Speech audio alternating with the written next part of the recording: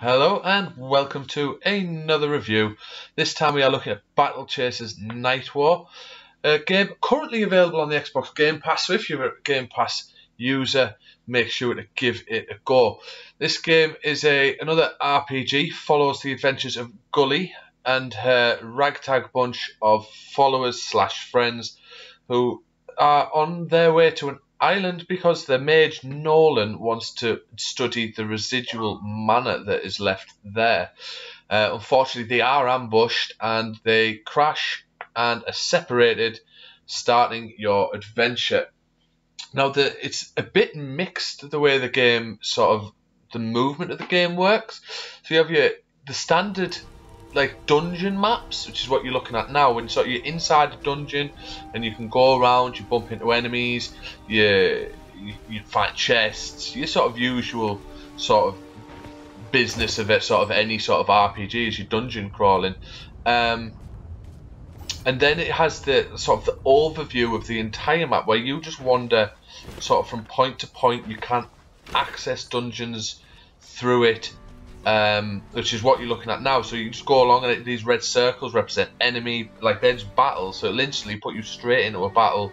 You can click your right stick to bring up this overhead map. The tutorial didn't really show that, so it took me a little while to work that out. But the game is very beautifully done. It is published by THQ Nordic, which is one of my personal favourite publishers / developers. Very nice artwork, very smooth gameplay. It is turn-based combat, but it does use what you may be if you're a classic turn-based combat fan. It does operate on the charging and casting time. So you have your very fast, medium, slow, very slow, and your basic attacks are instant, as Nolan is demonstrating there with his baseball type magic shot. Calibretto is one of my favourites, as you can see there, the giant robot who has a giant machine gun. I mean, who doesn't like a giant robot with a giant machine gun?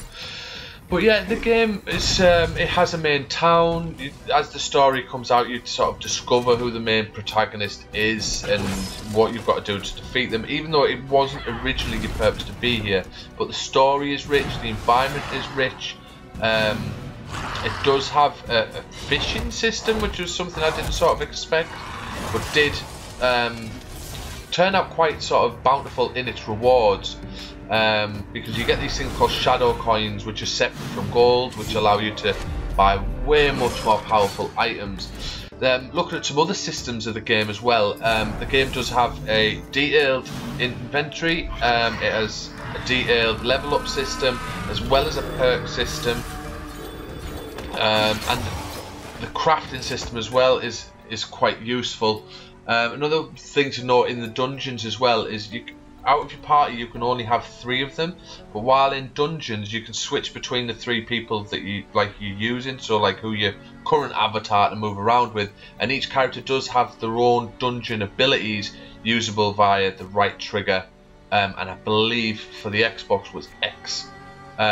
And these abilities, maybe in the start, you might find not as useful, but definitely in the later game, against the tougher enemies, you will find these skills coming in a lot more handy. I mean, being able to stun your enemies before you're entering combat, slow them, paralyze them, inflict massive amounts of damage, and so on and so forth. The game does have, in total, 8 dungeons. This game took me about 25 to 30 hours.